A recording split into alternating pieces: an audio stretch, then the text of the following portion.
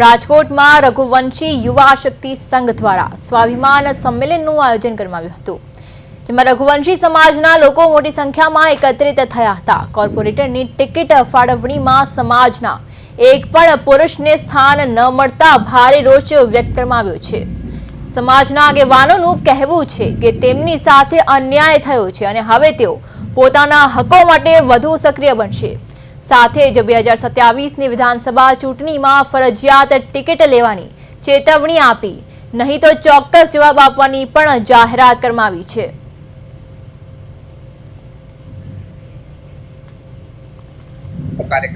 આજે રઘુવંશી સમાજ દ્વારા રઘુવંશી સ્વાભિમાન સંમેલનનું આયોજન કરવામાં આવેલ છે અને આ આયોજન જે સ્થાનિક સ્વરાજની ચૂંટણીમાં રઘુવંશી સમાજને જે ટિકિટ ફાળવણીમાં જે અન્યાય કરવામાં આવેલ છે તેના વિરુદ્ધમાં છે।